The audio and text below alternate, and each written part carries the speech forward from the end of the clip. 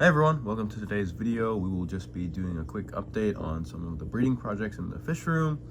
I just finished my college semester, so I'll have a lot more time for the fish, videos, all that kind of stuff. So I thought it'd be a fun time to kind of update on what's been going on. So this is the tank you guys have probably seen before. It is a 10-gallon kind of grow out tank. In this tank I have right now a bunch of Histotus Corydoras. These guys are super hard to get. I did acquire quite a few of them. You can see a lot of them here. They've been doing very well.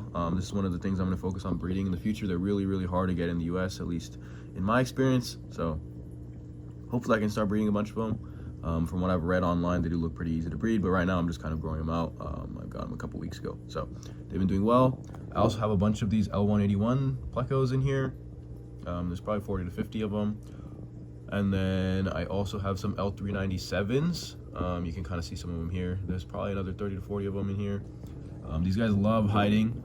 I just got them in here and got them all out for the food. And I've been sitting here for like a solid 5 minutes to make sure that they kind of are used to me and they don't get too scared. Yeah. I also did have the the Snow White Plecos in here. Something I've discovered recently is kind of that bristlenose plecos, especially the weaker varieties, get outcompeted when you put them with Hypancistris or you put them with other bristlenose varieties. I had this experience in the past with like longfin super reds. I had longfin super reds with the L397s, and the L397s would strongly outcompete the longfin super reds. So in the future, I think what I'm going to do is just keep all of the bristlenose, like the fancy bristlenose, separate, and then grow out like these kind of varieties together, because I've had no issues with the 181s and the 397s being together and that kind of stuff. So this tank's doing really well. Yeah, these guys are probably close to selling size. They're 1.5 inches, I would say, for the most part. So yeah, we will be moving a lot of these in the very near future. So if anybody wants anything, I'll put my email in the description and you guys can email me. So on to the next tank. Now here is the next tank we'll be looking at today. This is my Apistogramma Fire Gold breeding pair. As you guys can see, here's the female. There's like a bunch of fry in here. There's the male in the back. I was just like emptying this tank out to pull the fry, because as you guys can kind of see, the fry are quite large size. So yeah, I was going to kind of pull them all out. I figured I'd do a video. I haven't done one in a while, so here we are. There's probably like 50 fry in here. I think what I suspect is that there's actually 2 batches of fry.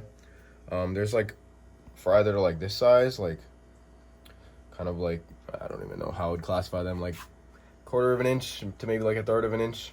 And then there's like a bunch of fry that are kind of in the back that are a lot smaller.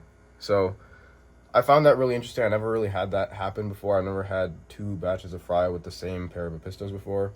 Honestly, it could also just be like some just grew slower, but there's too many of them that are smaller size for me to think that. And there's also just a ton of fish in this tank. Like Apistos usually don't have that large of spawns. Like I would say 40 is like usually the upper end, and there's way more than 40 fish in here. So I think there was 2 spawns, which is fantastic. The reason I wanted to pull them out today is because of the female. You can kind of see she is ready to spawn again, and I think it's kind of time to move all these fry out so I can start producing more of these. I was really struggling with breeding Apistos, as you guys probably know, just based on previous videos. I think the trick that I figured out here finally is the leaves. So what I kind of did is I've been using pure RO water, doing all of the, the standard things, RO, having a lot of caves, all that kind of stuff, low circulation, everything. But I think the key thing for me, at least recently, was the addition of the catappa leaves. I added a bunch in here, like way too many, more than I thought I needed. I added, I think, 3, and these leaves are solid, large size leaves, and it completely stained the tank brown. And that's when I've had like good hatch rates with the fish. So the main thing with the catappa leaves, I think, is the pH. So as you guys probably know, pure RO water sits around 6 pH. So I think what I was struggling with was lowering the pH further than 6, because I think the Apistos, to get really good hatch rates and success with breeding, they need pHs that are lower than 6, maybe like 5.5, 5.3, maybe even in the 4s. I don't know. I don't really test pH too much. It's not something I really find super important, except for breeding with fish like Apistos. So the tank, I suspect this one is probably around 5 pH, somewhere around there. So that's what I think the leaves really do for you, is they help you reduce the pH. And of course, I think the tannins help as well. It helps the fish feel more comfortable, and yeah. So I just wanted to add that kind of in. The parents obviously are great parents. You don't really need to do anything with the pistos. They just do it for you, which is awesome. Especially when I'm at school, like, it's really hard to do baby brine shrimp and have someone feed them all the time. So it's great when the parents kind of raise them for you.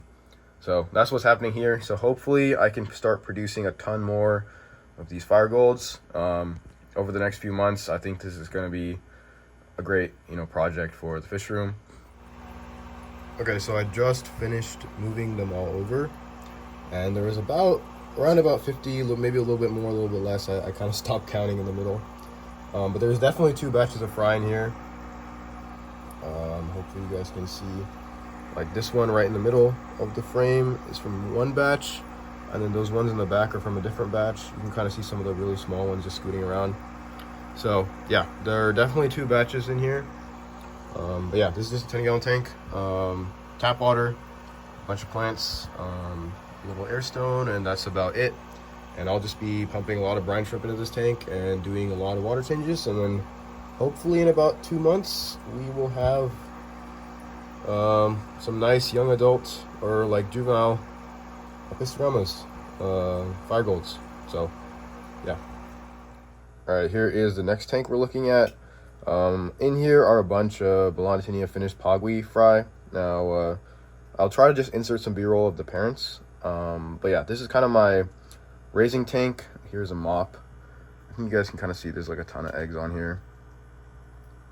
So yeah, these are one of my favorite rainbow fish. They look amazing. I really like them. This is my second attempt at them.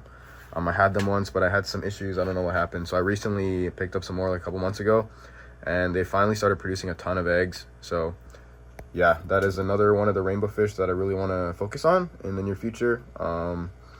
Yeah, the parents, I have 1 male, 2 females, and they've been producing very well. So kind of every week, I kind of rotate this mop out, throw it back in the breeding tank.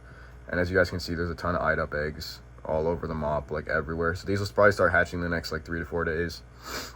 And I'll have a ton more fry. So what I like to do with rainbow fish is I find that the growth difference is not too bad. I usually will do like 2 mop rotations, which is about 14 days. So essentially what it means is I find that like the largest fry is the smallest fry. If there's a 14-day difference, it's usually okay in terms of grow out. So as you guys can see, there's some like larger fry like on the left, and then there's a ton of like really small ones, which I suspect are from this mop. So for me, I don't really find that to be too much of an issue. And of course I feed these golden pearls, the 5 to 50 micron, just throw it at the top, works great. You can kind of see I just fed them recently. And yeah, that food is very high protein, super nice. I really like that food. It does grow the fish a little slow, so I would try to get them onto baby brine shrimp as quickly as possible.